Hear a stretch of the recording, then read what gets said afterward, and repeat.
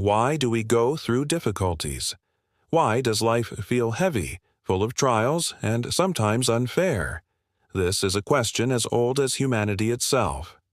In Surah Al-Ankabut, the spider, the Quran offers a profound explanation. Tests are not signs of God's absence, but evidence of His wisdom. Tests expose what lies within us, they shape our faith, and they separate truth from falsehood. Surah Al-Ankabut is the 29th chapter of the Quran.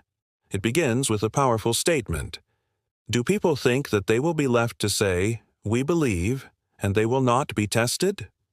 From the very first verses, the theme of trials is established.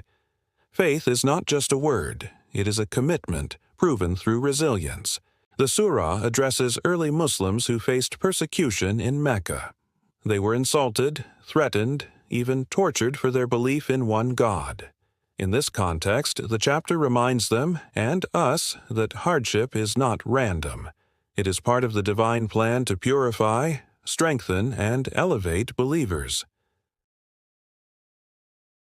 According to Surah Al-Ankabut, tests reveal the sincerity of faith. It is easy to say, "I believe," when life is comfortable. But when belief comes with a cost, whether social rejection, financial struggle, or personal sacrifice, only the sincere remain steadfast. The surah reminds us that this pattern is not new. Every prophet and every community faced trials. The stories of Noah, Abraham, Lot, Shu'aib, and Moses are retold, not for history's sake alone, but to show that hardship is woven into the journey of truth. Those who endured were honored. Those who rejected faith fell, often by their own arrogance or corruption. The most famous imagery in this chapter is found in verse 41. The example of those who take protectors other than God is like the spider who builds a house. And indeed, the weakest of houses is the spider's house. If only they knew. Here, the Quran compares false reliance, whether on idols, wealth, or human power, to a spider's web. From the outside, the web may look intricate and beautiful, but in reality, it is fragile, easily torn apart by a touch of wind or rain. In the same way, anything we depend on besides God will ultimately collapse. Trials in life reveal whether our foundation is solid faith or a fragile illusion. Surah Al-Ankabut connects the trials of early Muslims with those of earlier prophets. Noah preached for centuries, yet only a few believed. He endured rejection for a lifetime. Abraham was cast into fire for rejecting idol worship, yet God saved him. Lot faced a corrupt society and was forced to leave his home, but he remained firm in his mission. Shu'aib warned his people against cheating in trade, yet they mocked him until destruction came. Moses faced Pharaoh's tyranny, but God delivered him and his people. Each story shows that hardship is part of the prophetic path. Tests are not signs of weakness, but signs of walking the same road as the messengers of God. From this surah, several timeless lessons emerge.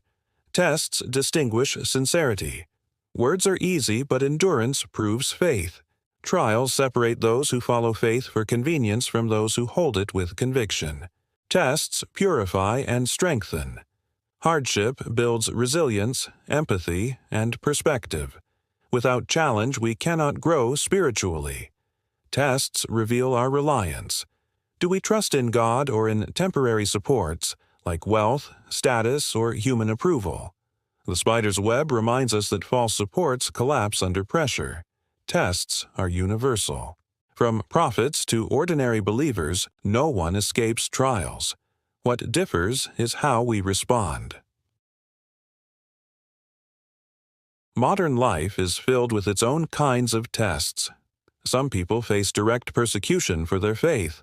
Others endure the subtler but equally heavy trials of poverty, illness, family struggles, or moral temptations. In each case, the question remains: will we remain patient and faithful, or will we waver? Social media often paints a picture of perfect lives, making us feel as if struggle is unusual. But Surah Al-Ankabut teaches the opposite. Struggle is the norm, not the exception.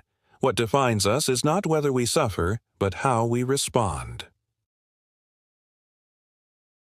The surah also brings hope. It reminds believers that trials are temporary. They are not without end, nor without reward. God promises that those who endure with patience will find His help, often in ways they could not imagine. And, most importantly, they will find His mercy in the life to come. The chapter closes with reassurance.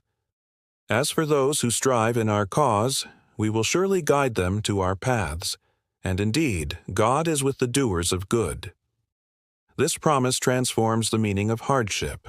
Every struggle becomes a step closer to God.